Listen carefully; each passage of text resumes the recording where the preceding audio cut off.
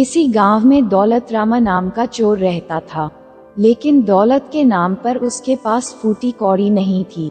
काम धंधे के लिए बहुत हाथ पैर मारे, लेकिन कहीं से कोई जुगाड़ नहीं हो पाया। जब कोई रास्ता नहीं दिखाई दिया तो उसने चोरी करके अपना घर का खर्चा चलाना शुरू किया। वह जिस गांव में रहता था उस गांव को छोड़कर आस पास के सभी गांव में चोरी करता था। एक रात खाना खाकर हमेशा की तरह वह चोरी करने निकला। उस रात उसने एक गांव में सेठ के यहाँ चोरी करने की योजना बनाई थी। संयोग से उस दिन सेठ के घर श्री हरि की कथा हो रही थी, अतः सभी जाग रहे थे। चोर घर के पीछे छिपकर बैठ गया और सबके सोने का इंतजार करने लगा। इसी बीच उसने भी श्रीहरि की कथा सुनी। पंडित जी श्रीहरि का वर्णन कर रहे थे।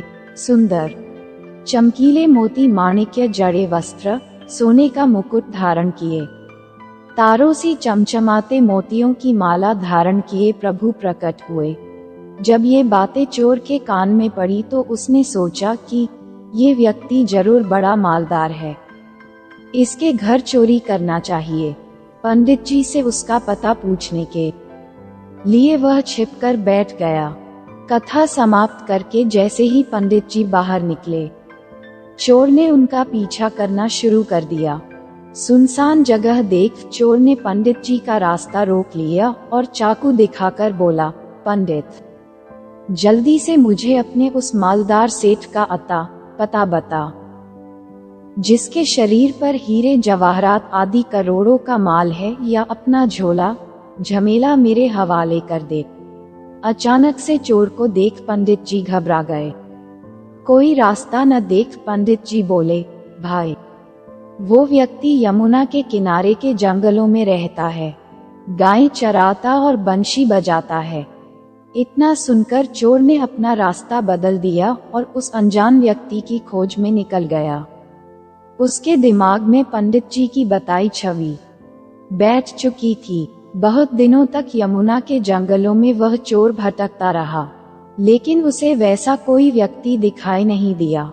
भूख और प्यास से हताश और निराश होकर वह एक पेड़ के नीचे बैठ सुस्ताने लगा। तभी उस चोर की आंख लग गई।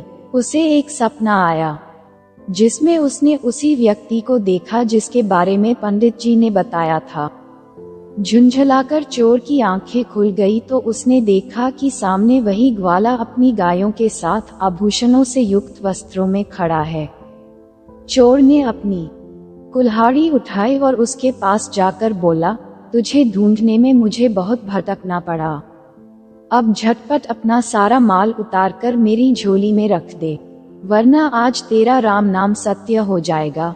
श्री कृष्ण ने मुस्कुराते हुए कहा, भाई, उस पेड़ के नीचे मैंने इससे भी ज्यादा माल गाड़ रखा है, तेरे को जितना चाहिए ले जा।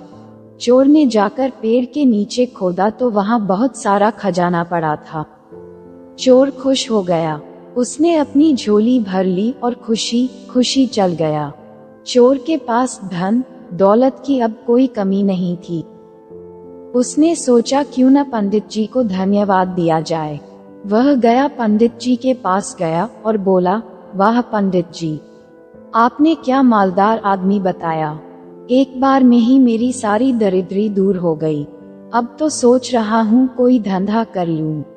ये सुनकर पंडित जी बोले, रे बेवकूफ, वो कोई आदमी नहीं, साक्षात भगवान श्री कृष्ण थे। चल मुझे भी उनसे मिलवा। चोर ले गया पंडित जी को यमुना के जंगलों में। प्रभु वही गाय चरा रहे थे। जैसे ही चोर ने देखा, दौड़कर प्रणाम किया और बोला, हे प्रभु, आप बताए क्यों नहीं कि आप भगवान हैं। मैंने आपको डराया धमकाया, उसके लिए मुझे माफ कर दीजिए। लेकिन पंडित जी को अब भी कुछ नहीं दिखाई दिया। वह झुंझलाकर बोले, अरे कहाँ है, किससे बात कर रहा है। चोर प्रभु से बोला, हे प्रभु, आप पंडित जी को भी दर्शन दीजिए ना। प्रभु बोले, देख तू चोर है, लेकिन तेरा विश्वास अटूट है और तेरा हृदय भी सरल है। जो पंडित ने कहा और तूने मान लिया। लेकिन जिस पंडित ने तुझे मेरा पता बताया, वो खुद कभी मुझसे मिलने नहीं आया, अतः उनका मुझ में विश्वास नहीं, इसलिए दर्शन नहीं हो सकते। इतना कहकर प्रभु हंसने लगे। जिस तरह पंडित जी के कहने पर चोर ने भरोसा कर लिया, उसी तरह हम भी शास्त्रों और महापुरुषों के वचनों का विवेकपूर्वक पालन करना शुरू कर दे तो कोई कारण नहीं कि हमें लाभ न हो। लेकिन अधिकांश अच्छी बातें लोग बस कहने सुनाने के लिए सीखते हैं, दूसरों को नसीहत देने के लिए सीखते हैं। पंडित जी के ज्ञान से चोर ईश्वर के दर्शन से लाभान्वित हुआ, लेकिन विश्वास नहीं होने से पंडित जी को कोई लाभ नहीं हुआ।